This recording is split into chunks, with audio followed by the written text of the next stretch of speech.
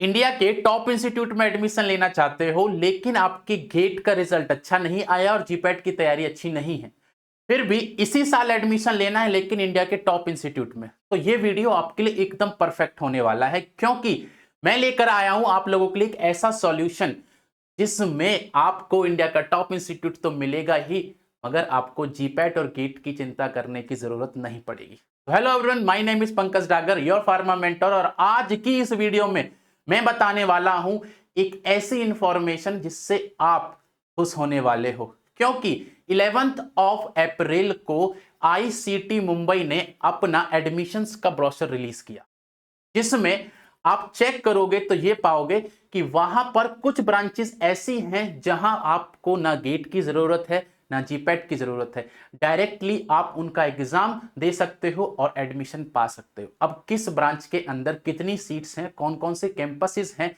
ये सब इंफॉर्मेशन आपके लिए मिलने वाली है, तो कंप्लीट वीडियो देखना।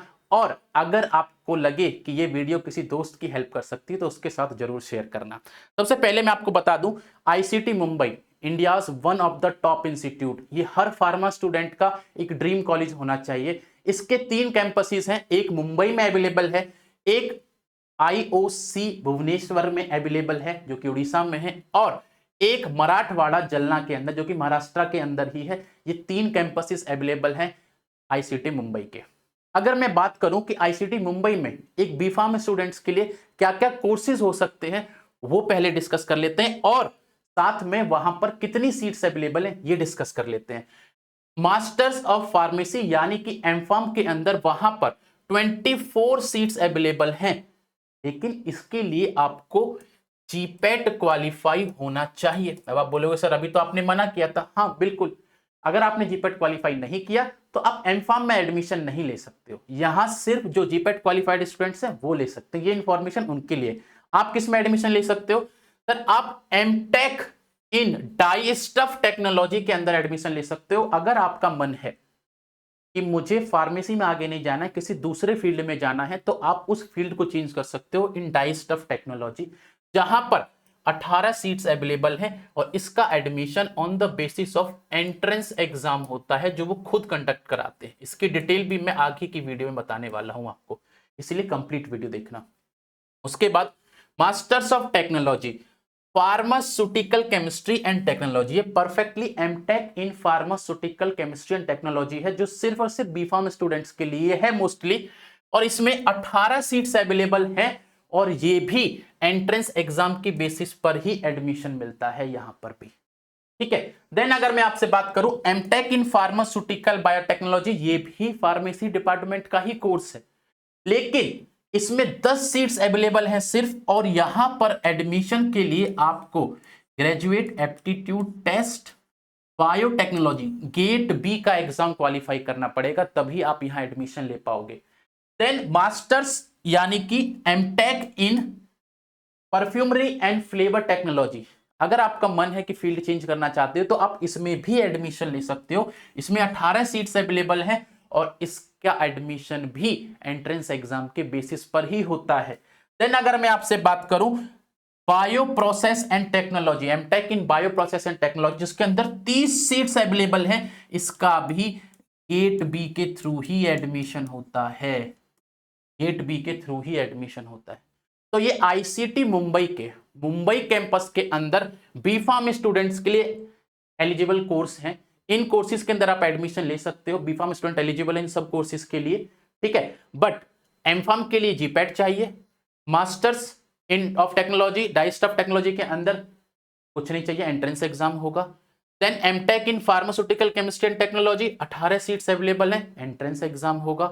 देन बायोटेक्नोलॉजी के लिए, फार्मास्यूटिकल बायोटेक्नोलॉजी के लिए वहां पर आपको गेट बी का स्कोर प्रोड्यूस करना पड़ेगा। सिमिलरली आपको बायो प्रोसेस टेक्नोलॉजी के लिए भी गेट बी का स्कोर कार्ड ही दिखाना पड़ेगा।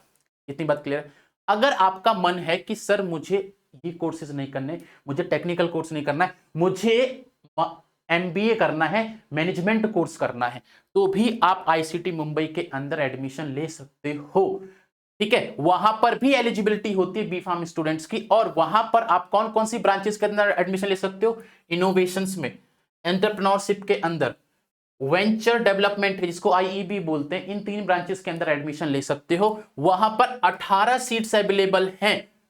इसके लिए क्या करना पड़ेगा सर?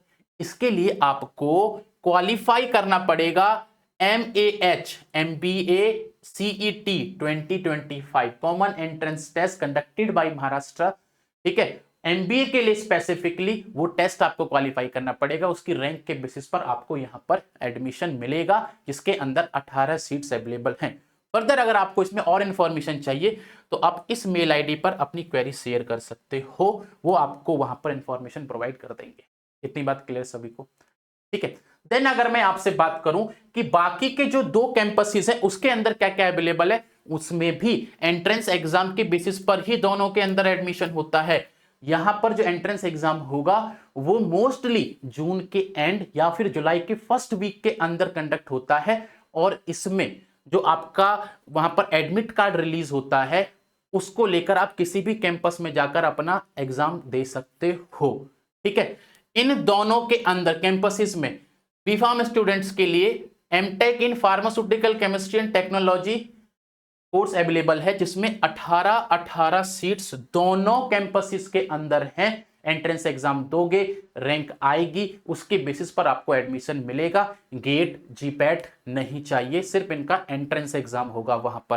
ठीक है, एंट्रेंस एग्जाम की अगर मैं बात करूं आपसे तो ये 50 क्वेश्चन का एंट्रेंस एग्जाम होता है।